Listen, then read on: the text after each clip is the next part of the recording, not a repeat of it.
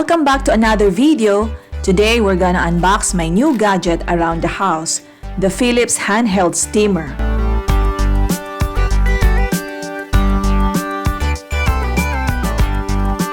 And here are the inclusions: the international warranty, the information leaflet, the user's manual, and another international warranty. And based on this manual, it is self-explanatory based on the pictures. So we only need our common sense to use our new helper in the house.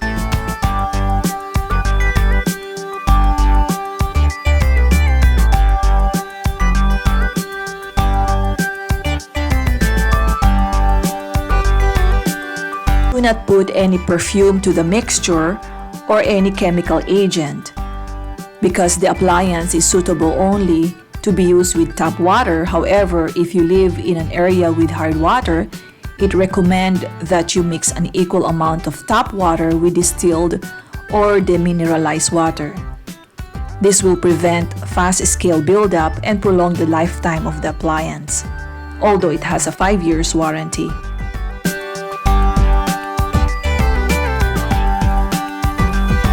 Looking at this container, probably you can steam about 2 to 3 blouses according to their sizes.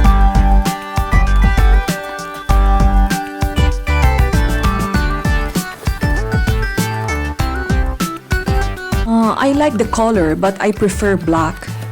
But this is the only available color for this model.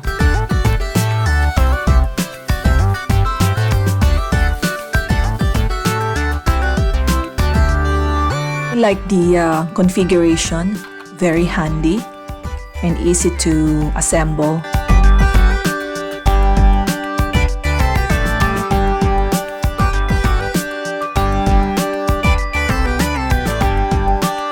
It is small and compact. My hair dryer is bigger than this one.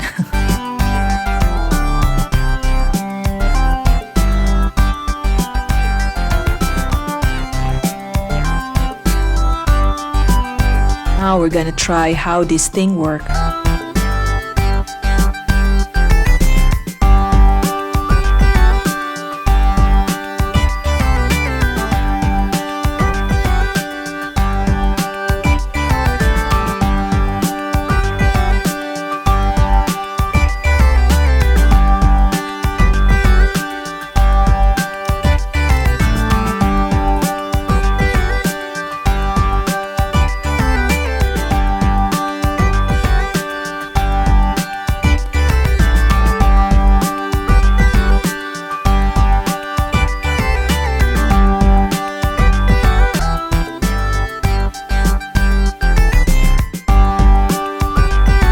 After plugging, we're gonna switch this on and you will see the red light, and based on the manual, it will take 30 seconds to reheat it.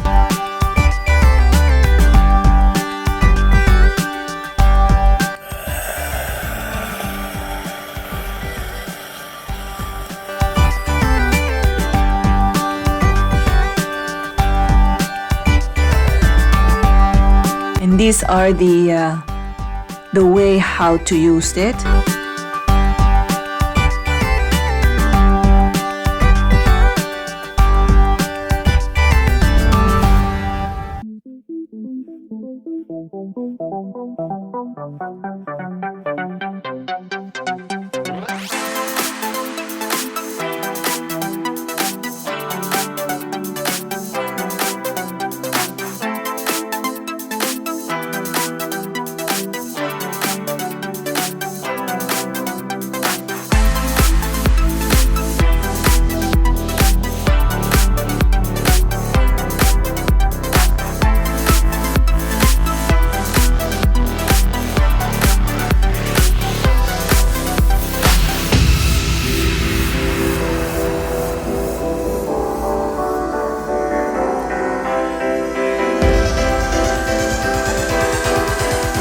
This makes my life easier when it comes of ironing our clothes. No more hassle setting up the ironing board for sure. Thank you, Philips.